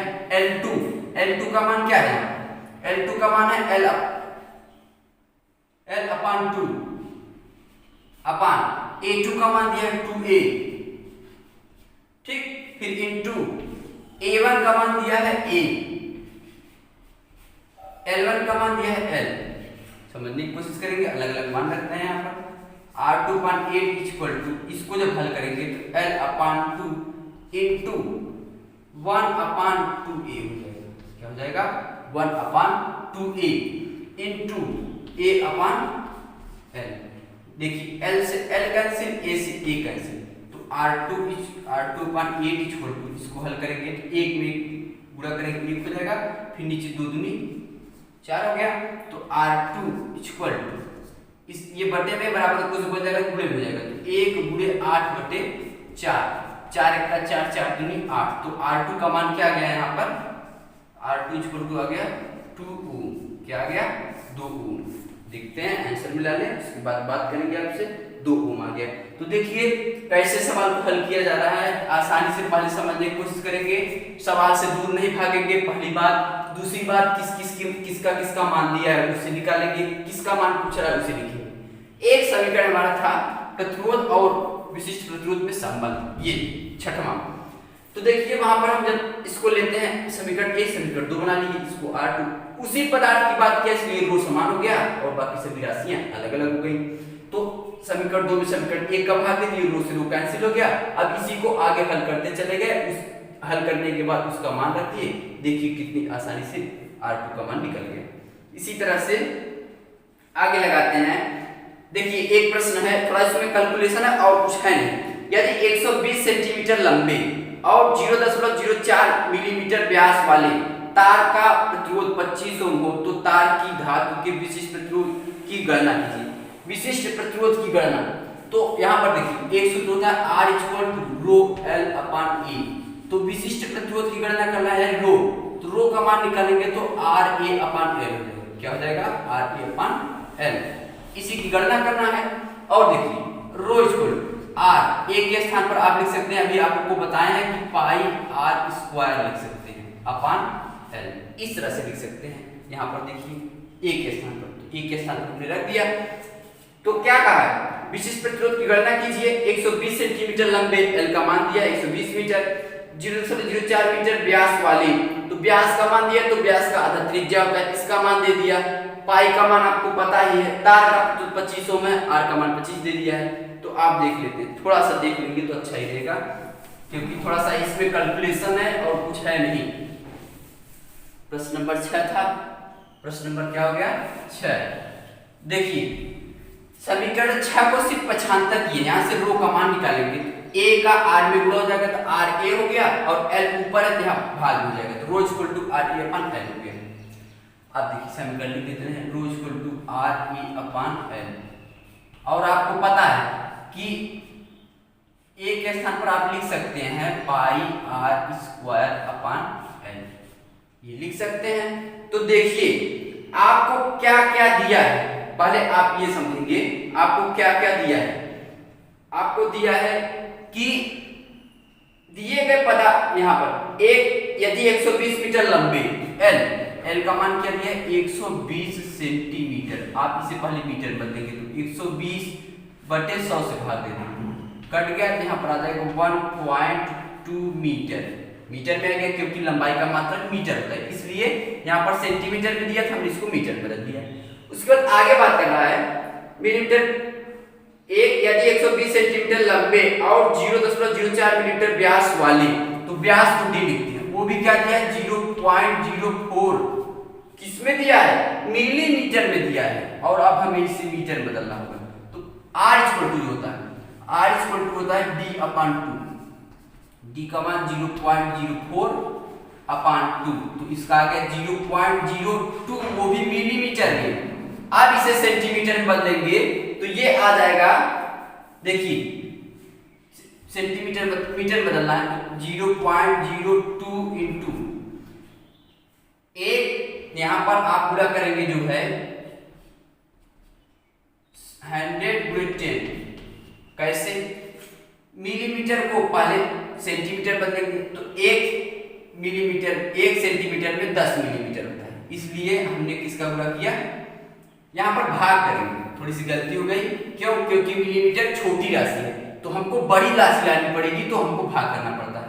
तो मिलीमीटर है तो यहाँ पर पहले 10 सेंटीमीटर में हो गया, अब जब सेंटीमीटर हो गया तो 1 मीटर में 100 सेंटीमीटर होता है, 100 का भाग देंगे।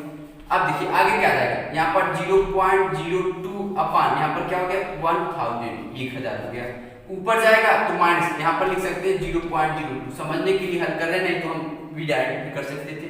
10 के पावर 3 हो गया इक्वल टू, अब देखिए 0.02 इंटू 10 के पावर -3 हो गया। समझने की कोशिश करेंगे क्योंकि यहाँ पर +3 था तो हो जाएगा -3 हो जाएगा। तो आगे R का मान क्या आ जाएगा, 2 अंक इसको भी घटा लेंगे, 1 2 वो भी माइनस में जाएगा, दाहिनी तरफ जा रहा है इसलिए माइनस में प्लस हो जाएगा, प्लस माइनस में जुड़ेंगे तो यहाँ पर क्या हो जाएगा 2 इंटू 10 के पावर -5 मीटर R का मान गया। तो देखिए कितनी परेशानी हुई है, लेकिन आसानी से समझ में आ रहा है कि D का मान दिया है तो D का मान पहले R का मान निकालेंगे, फिर उसे मीटर में बदलेंगे, तब सवाल को हल करेंगे।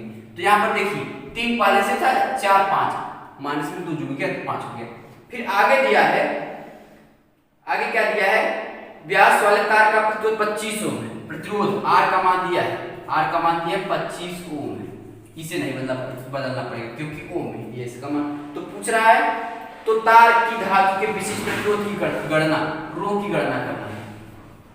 रो क्या होता है, अब देखिए थोड़ा सा मिटा दे रहे हैं, जगह नहीं था इसलिए इसको मिटाना पड़ा हमको। अब देखिए इसका फार्मूला क्या होता है, यहां से लिख रहे हैं rho equal to R into pi R square upon L, ये हमारा समीकरण हो गया। उसके बाद रो R का मान क्या दिया 25 इंटू पाई का मान 3.14 इंटू R का मान आपको दिया है, R का मान क्या दिया है आपको,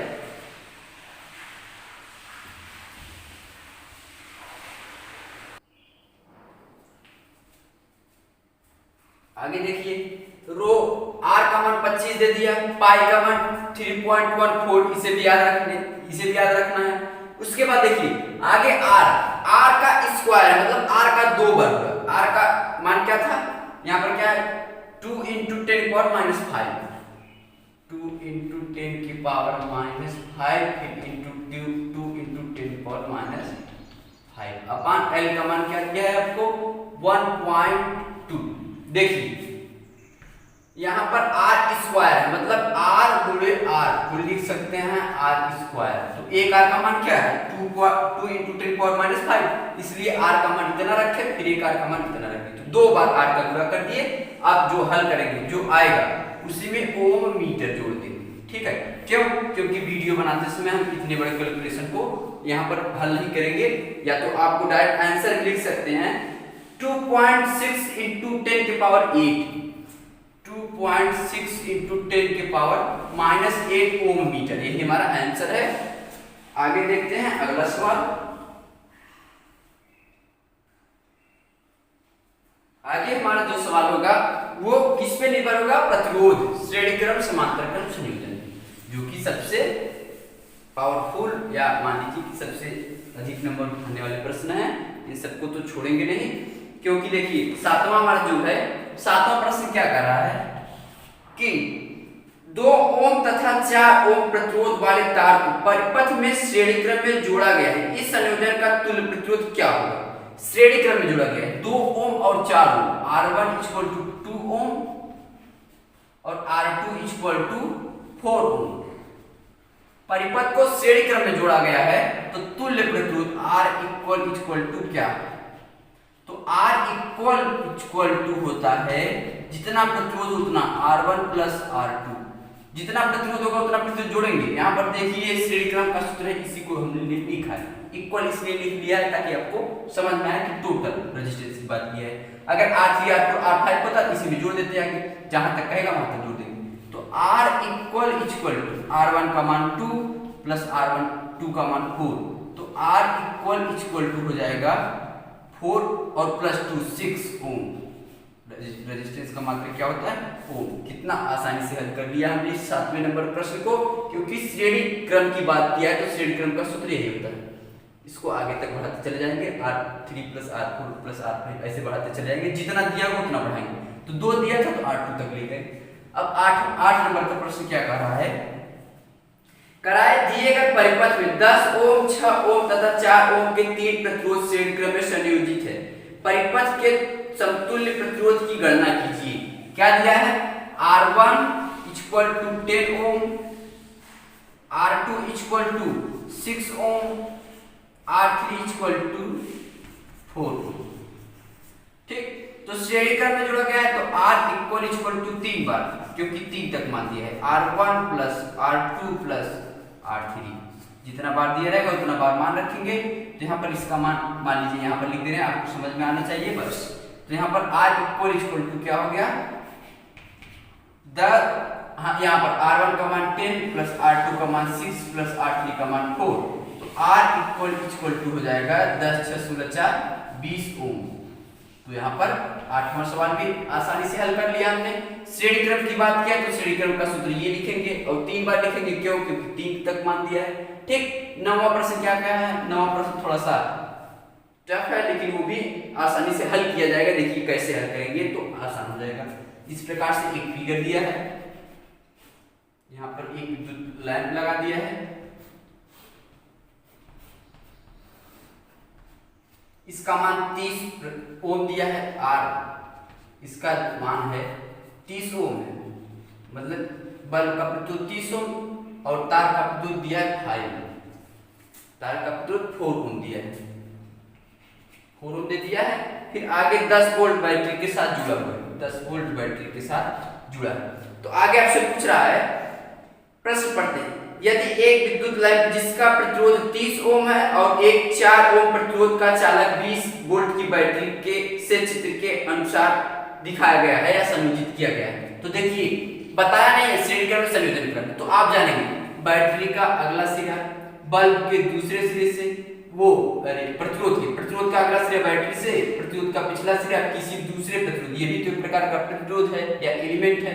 तो चाहे जो जोड़ने का क्रम इस प्रकार होना चाहिए, प्रतिरोध का अगला सिरा बैटरी से, पिछला सिरा अगले प्रतिरोध के या अगले अवयव के अगले सिरे से, ठीक, दूसरे। इस प्रकार से फिर से समझाने की कोशिश कर रहे हैं, प्रतिरोध का अगला सिरा बैटरी से, प्रतिरोध का पिछला सिरा दूसरे अवयव के पहले सिरे से, दूसरे अवयव का दूसरा सिरा बैटरी से। तो देखिए श्रेणी क्रम का ही नियम है, तो ये एक श्रेणी क्रम है और इसमें इसका रेजिस्टेंस 20 ओम, इसका रेजिस्टेंस 4 ओम दिया है और बैटरी का वोल्टेज 10 वोल्ट दिया है, ठीक है।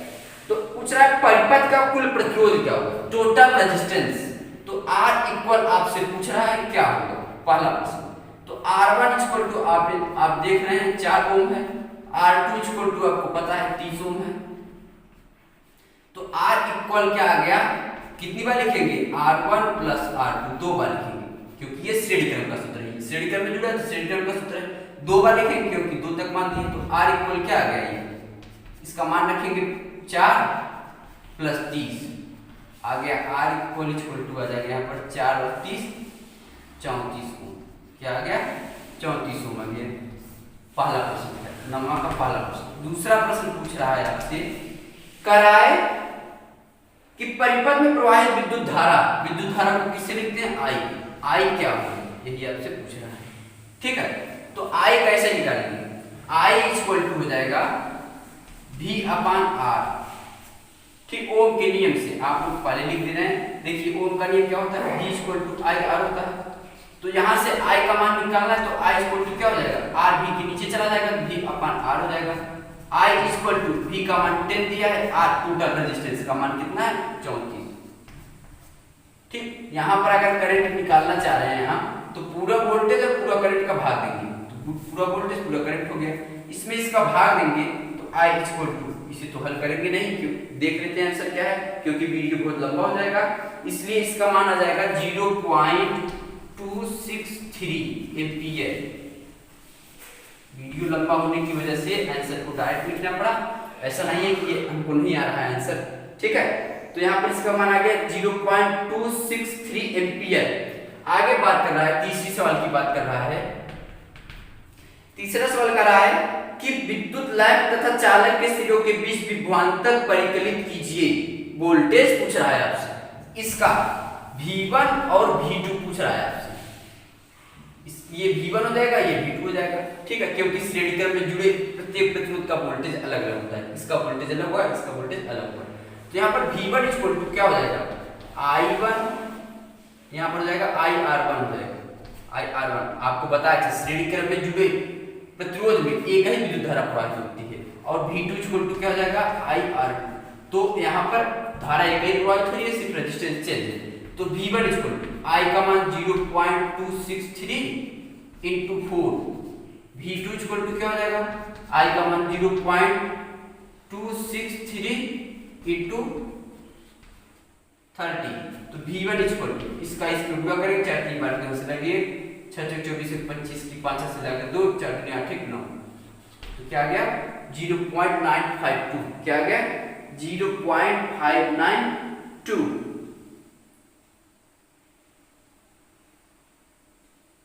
ठीक, तो यहाँ पर 0.592 हो गया। यहाँ पर 0 उठा देंगे ताकि अच्छा लगे, इसका कोई मतलब होता नहीं है। तो V1 का मान क्या आ गया? 0.952। अब V2 का मान निकालेंगे। V2 का मान आ जाएगा 33 का 9 36 का 18 की 88 लगे 6 2 6 1 7 0। तो यहाँ पर 3 अंक के बाद 10 लो, तो यहाँ पर हो जाएगा V2 का मान 7.89 वोल्ट। क्या हो जाएगा? 7.89 वोल्ट।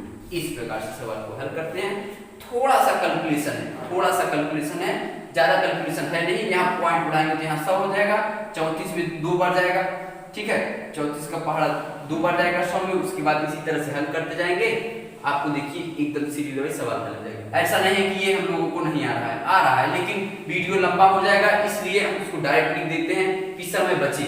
ठीक है, तो देखिए यहाँ पर कितनी आसानी से सवाल हल हम लोग सवाल हल कर रहे हैं। R1 R2 का मान निकाल लिए, उसके बाद V1 V2 पूछ रहा है, टोटल रेजिस्टेंस पूछ रहा है, तो दोनों को जोड़ दिए पहला।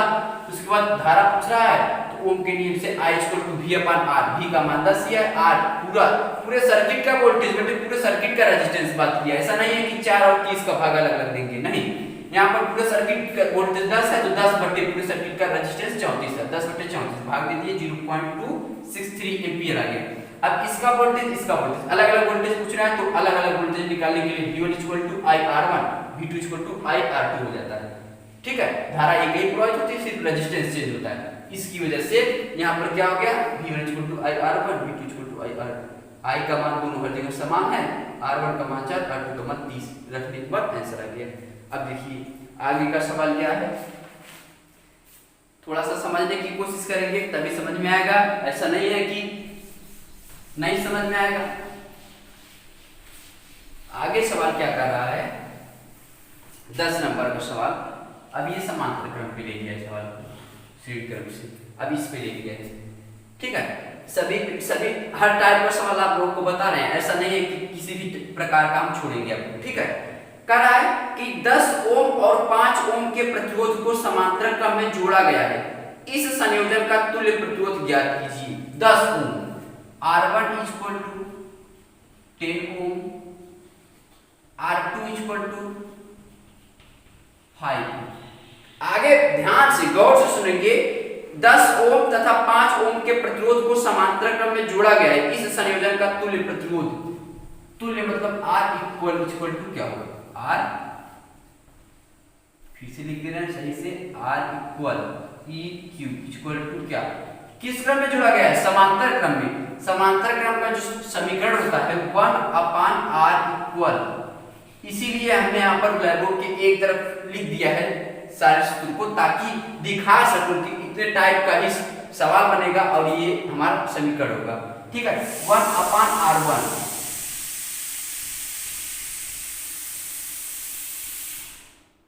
ठीक है, दो बार लिखेंगे R1 प्लस R2, तो R इक्वल टू हो जाएगा R1 का मान 10 प्लस 1/R2 का मान 5। देखिए 10 और 5, R1 का मान 10 और R2 का मान 5, समीकरण में रख दिए, समीकरण एक बना दिए, उसी तरह लिख दीजिए। तो R इक्वल टू क्या हो जाएगा, 10 और 5 कैंसिल कर देंगे 10, 10 में 10 का भाग देंगे, जो आएगा ऊपर गुणा करेंगे, 10 1 का 10, ठीक, एक बार गया ऊपर गुणा कर दी, 1 का 1 प्लस 5 के 10 में भाग देंगे, 5 दूनी 10, दो बार गया ऊपर गुणा करेंगे, 2 का 2, तो 1/R इक्वल टू हो जाएगा 2 1 3/10। ये आ गया, इसका गुणा इधर करेंगे, इसका गुणा इधर करेंगे, तो क्या हो जाएगा 3R इक्वल टू 10, ये आ गया। तो R इक्वल टू 10/3। फिर आगे क्या हो जाएगा, यहाँ पर R इक्वल टू, इसमें इसका भाग देंगे तो जाएगा 3 3 का 9.33 ओम, ठीक है, 10 में 3 का भाग देंगे तो एकदम सिंपल है 3.33 ओम। तो इसका जो मान आ गया इक्वल कितना आ गया 3.33 ओम। तो समांतर क्रम में जो है इसलिए ये वाला समीकरण लगाते हैं, कितनी बार ले जाएंगे, 2 बार, क्योंकि R1 R2 दो मान दिए इसलिए 2 बार ले जाएंगे।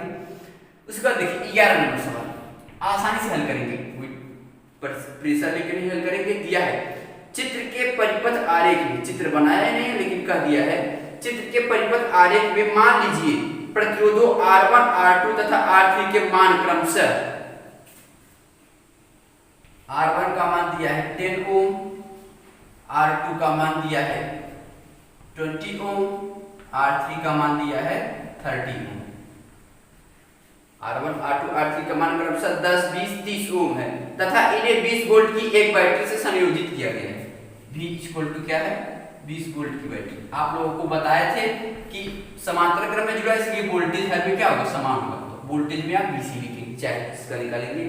तो उसमें आपको पहला प्रश्न पूछा, जैसे उसमें 9 वाला प्रश्न पूछा था, श्रेणी क्रम में समांतर क्रम में 11 वाला पूछ रहा है। प्रत्येक प्रतिरोध में प्रवाहित धारा, प्रत्येक प्रतिरोध में प्रवाहित धारा, तो आप जानते हैं प्रवाहित धारा I1 equal to V/R1 comma I2 equal to V/R2 comma I3 equal to V/R3। यही तो निकालना है, प्रत्येक प्रतिरोध में विद्युत धारा I1 I2 I3 निकालना है। I1 इक्वल टू V का मान 20/R1 का मान 10 कामा I2 इक्वल टू 20/R2 का मान 20 कामा R3 इक्वल टू 20/30। देखिए हम इसको इस तरह से साथ में लेके चल रहे हैं कि ताकि कम समय में और कम स्थान में ही आपका सवाल हल हो जाए। आप पेपर में एक एक को भी लिख सकते हैं, इस तरह से लिखिए, फिर I2 का मान निकालिए उसके नीचे, फिर I3 का मान निकालिए, ऐसे भी लिख सकते हैं, इस तरह से भी लिख सकते हैं। तो दोनों से I1 इक्वल टू यहाँ पर कटेगा हो जाएगा 2 एम्पियर, क्या हो जाएगा 2 एम्पियर। I1 का मान I2 का मान हो जाएगा 20 का 20 से कैंसिल हो जाएगा तो 1 एम्पियर, क्या हो जाएगा 1 एम्पियर। आगे I3 इक्वल टू हो जाएगा 2 से 2 कैंसिल हो जाएगा, 3 में 2 में 3 का भाग देंगे तो 0.66 या 0.67 एम्पियर। सिंपल है इसमें इसका भाग देना, आप भाग देख सकते हैं। तो I1 I2 I3 का मान क्या आ गया 0.67। देखिए एक चीज इससे क्या पता चल रहा है कि जो करंट है वो कम प्रतिरोध की तरफ भागना चाहती है। देखिए जब प्रतिरोध का मान कम हो गया करंट बढ़ गया, इसमें इधर प्रतिरोध का मान बढ़ रहा है करंट घट रहा है, यानी कि करंट जो है किससे जाना पसंद करता है, जहां पर रेजिस्टेंस कम हो। ठीक है, आगे दूसरा प्रश्न पूछ रहा है, सिर्फ आप लोगों को इसलिए बता रहे हैं ताकि आप लोगों को नॉलेज होना चाहिए कि अगर मान लीजिए अगर कोई ऐसा एक सिंपल तार जोड़ दे समांतर क्रम में, उसके नीचे सभी प्रतिरोध को जोड़ दे, ठीक है, तो सिंपल तार से करंट पूरा पूरा चला जाएगा, इनसे नहीं जाएगा। क्यों? क्योंकि करंट की खासियत क्या है, करंट किधर भागना चाहता है, जिधर प्रतिरोध कम से कम हो। तो एक सिंपल तार लगा देंगे समांतर क्रम में जहां प्रतिरोध जुड़ा होगा। अभी आपको बता सकते नहीं, आपको इसी समय बता दे रहे हैं। मान लीजिए कि 3 प्रतिरोध को समांतर क्रम में जोड़ दिए, ठीक है, इनका कुछ मान है, अगर हम एक सिंपल तार उठा के इनके समांतर में इस तरह से जोड़ देंगे तो करंट क्या होगा, इनमें ना प्रवाहित होगा, इस सिंपल तार से चला जाएगा, ठीक है। तो ये सर्किट हमारी काम नहीं करेगी, सिर्फ करंट इससे निकलकर इससे बाहर आ जाएगा। क्यों? क्योंकि करंट की क्या विशेषता है कि यह कम रेजिस्टेंस की तरफ, कम प्रतिरोध की तरफ भागना चाहती है विद्युत धारा, ठीक है। दूसरा सवाल क्या है, परिपथ में प्रवाहित कुल विद्युत धारा तथा दूसरा कहा है परिपथ में प्रवाहित कुल विद्युत धारा। तो जोड़ दीजिए आप, I इक्वल टू क्या हो जाएगा, I1 plus I2 plus I3। इसका फिगर इस तरह से बन जाएगा, फिगर दिया नहीं लेकिन हम बना दे रहे हैं फिगर को, ऐसे देखिए इसका फिगर ऐसे बन जाएगा। थोड़ा सा जल्दी में बना रहे हैं फिगर, क्योंकि फिगर दिया नहीं है, हम ही बना रहे हैं इसको, तो फिगर को ऐसे बना सकते हैं। इसका मान 20 वोल्ट दिया है, यहाँ पर I है, यहाँ पर I1 I2 I3 R1 R2 R3। तो R1 का मान 10, R2 का मान 20, R3 का मान 30 यहाँ पर। उसके बाद देखिए I1 का मान 2, I2 का मान 1, I3 का मान 0.67। लेकिन आपसे I पूछ रहा है तो तीनों को जोड़ देंगे, क्योंकि I ही तो विभाजित हो रही है, I1 I2 I3 बन रही है, इसलिए तीनों को जोड़ दिया हमने। तो I इक्वल टू आ गया 2 + 1 + 0.67। तो I का मान आ जाएगा 3.67 एम्पियर। ठीक, क्या आ गया 3.67 एम्पियर, क्योंकि 2 1 3 उसके बाद 3.67 एम्पियर हो गया। तो करंट का मान क्या आ गया यहाँ पर 3.67, जो कि आगे चलकर 2 1 और 0.67 में विभाजित हो जाती है। यही पूछ रहा था। आगे तीसरा सवाल पूछ रहा है, इसी में समझने की कोशिश करेंगे। तीसरा सवाल क्या कह रहा है, तीसरा सवाल कह रहा है कि परिपथ का कुल प्रतिरोध परिकलित कीजिए। परिपथ का कुल प्रतिरोध आपसे पूछ रहा है, तो कुल प्रतिरोध R इक्वल होगा R1/R1 1/R2 प्लस 1/R3। समांतर क्रम का समीकरण है और वो भी 3 प्रतिरोध दिया, इसलिए 3 तक ले जाएंगे। 1/R इक्वल 1/R1 का मान 10 प्लस 1/R2 का मान 20 प्लस 1/R3 का मान 30। तो 1/R इक्वल हो जाएगा, यहाँ पर इनका एलसीएम लेंगे तो 60 हो जाएगा। 10 का 60 में भाग देंगे, 10 छंगा 60 ऊपर गुणा कर देंगे, 6 का 6 प्लस 20 का 60 में भाग देंगे, 20 3 60 ऊपर गुणा कर देंगे, 3 का 3 प्लस 30 का 60 में भाग देंगे, जो है ऊपर गुणा कर देंगे, 2 का 2। समझ में आया? 1/R इक्वल, क्योंकि ये सब बेसिक चीज है, इन्हें ज्यादा बताना जरूरी नहीं है। तो यहाँ पर 1/R इक्वल टू 60, 3 5 6 3 9 2 11 हो जाएगा। क्या हो गया 11। इसका इधर गुणा करेंगे, इसका इधर गुणा करेंगे, 3 गुणा कर देंगे, तो 11R इक्वल क्या हो जाएगा 11R इक्वल टू 60। इसका इसमें तो R इक्वल टू आ जाएगा 60/11। ठीक है, तो आगे हमारा R इक्वल टू आ जाएगा क्या 11 × 5 = 55 बचा 5, क्या बचा 5 बचा, नहीं जाएगा 0.0, 11 × 4 = 44 बचा 6, 60 11 × 5 = 55। तो यहाँ पर क्या आ गया R का मान 5.45 एम्पियर, 5.54 एम्पियर। यही आपसे पूछा था कौन। और देखिए जब समांतर क्रम का हम जब आप लोगों को समीकरण हल निगमन कर रहे थे, उसमें नोट्स में बताए थे कि जो समांतर क्रम का जो इक्वल रेजिस्टेंस का जो मान आता है, टोटल रेजिस्टेंस का जो मान आता है, उस सर्किट में लगे सबसे छोटे प्रतिरोध के मान से भी कम होता है, सबसे छोटे प्रतिरोध के मान से भी कम होता है। तो यहाँ पर इससे क्या पता चल रहा है, इससे ये पता चल रहा है कि सबसे छोटा रेजिस्टेंस 10 ओम था, लेकिन जब टोटल उसको जोड़ दिए तो उसका रेजिस्टेंस 5.45 एम्पियर, यानी सबसे छोटे रेजिस्टेंस के मान से भी कम आ गया। अब हम अगला आगे के सवाल की बात करेंगे। तो इस तरह से स्टेप बाय स्टेप सवाल को हल करेंगे, पढ़ के हल करेंगे तो आपको जरूर समझ में आएगा, ऐसा नहीं है कभी नहीं समझ में आएगा। ठीक है, आगे का जो प्रश्न है मिश्रित क्रम का सवाल। मिश्रित क्रम का एक दो सवाल बता दे रहे हैं ताकि आप लोगों को समझ में आए। एक सवाल इस प्रकार, देखिए कैसे दिया हुआ है। कौन सा नंबर सवाल है? सवाल नंबर 12 मान लीजिए।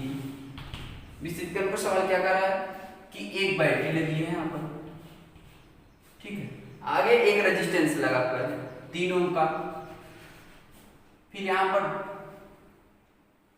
इस तरह से ऐसे दिया हुआ है, पॉइंट पर मिलेगा, फिर उसके आगे एक रेजिस्टेंस और जुड़ा हुआ है इस तरह से। देखिए इसका मान 3 दिया है, समझने की कोशिश करेंगे। सभी प्रतिरोध का मान 3 दिया है, 3।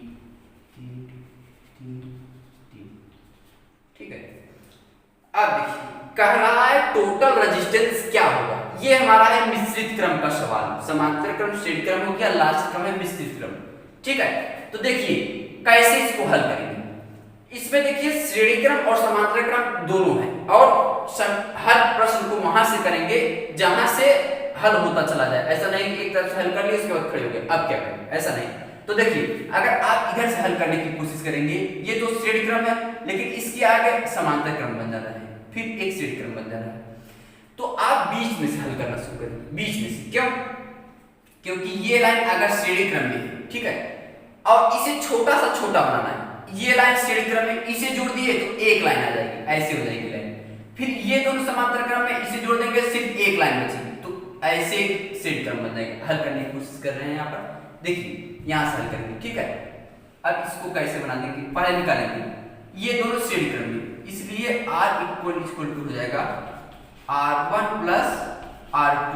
तो R इक्वल टू आ जाएगा R1 का मान 3, R2 का मान 3, 3 प्लस 3, R इक्वल टू आ गया 6 ओम। इन दोनों को हल करने पर मतलब फिगर कैसा होगा इसको बताने जा रहे हैं। फिगर इस तरह से हो जाएगा, फिगर ऐसे हो जाएगा। ठीक है, क्योंकि यहाँ पर दोनों को हल कर दिए इसलिए फिगर आप ऐसे ही बना सकते हैं।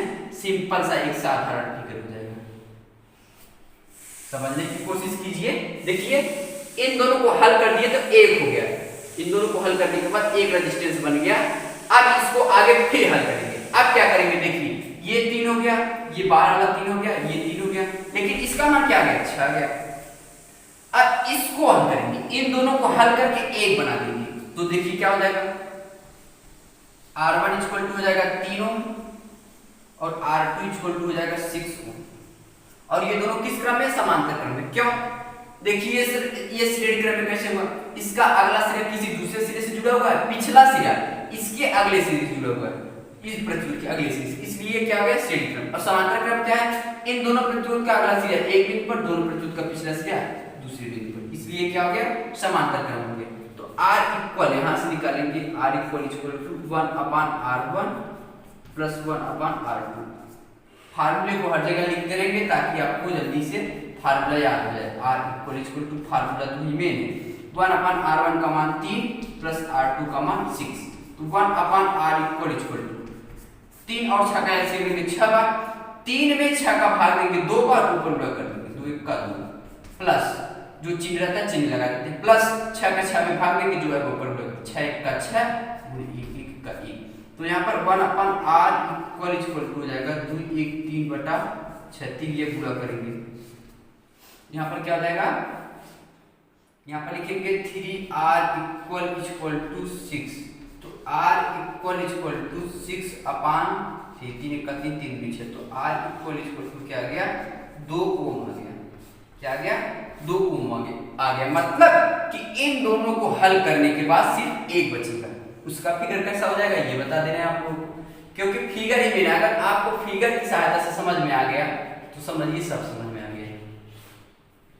इस तरह से दिया है, इसका मान क्या दिया है आपको, वोल्टेज का मान यहाँ पर नहीं दिया है, इसका मान 3 है ऑलरेडी, इसका मान 3 था ऑलरेडी। लेकिन अब देखिए इन दोनों को हल करने के बाद उसका मान क्या हो गया, 2। सर्किट इस तरह से हो जाएगी। यानी कि इन दोनों को हल करने के बाद 1 बचेगा। ठीक, 2 में से 1 हो जाएगा। अब देखिए ये क्या हो गया, एक श्रेणी क्रम बन गया। देखिए इसका अगला सिरा बैठ से पिछला सिरा दूसरे प्रत्युत के अगले सिरे से, इसका पिछला सिरा दूसरे प्रत्युत के अगले सिरे से, ये क्या हो गया, श्रेणी क्रम में। तो R1 equal to 3, R2 equal to 2, R3 equal to 3। R1 का मान 2, R1 का मान 3, R2 का मान 2, R3 का मान 3। श्रेणी क्रम में इसलिए R इक्वल टू क्या हो जाएगा, R1 plus R2 plus R3। तो R इक्वल टू हो जाएगा R1 का मान 3 प्लस R2 का मान 2 प्लस R3 का मान 3। तो R इक्वल टू हो जाएगा 3 3 6 2 8 ओम। क्या आ गया, 8 ओम। यानी इन तीनों को हल करने के बाद 1 बचेगा। अब सर्किट हमारी इस तरह से हो जाएगी, जो कि लास्ट है, इसे हल नहीं किया जा सकता। ठीक, इसका मान क्या आ गया, 8। ठीक, तो देखिए इससे क्या स्पष्ट हो रहा है कि पूरा सर्किट, इस पूरे सर्किट का मान क्या है, 8 ओम। उसको इस तरह से लगाएंगे, ऐसी जगह से लगाएंगे जहां श्रेणी क्रम हो, श्रेणी क्रम को हल करने के बाद 1 कर देंगे।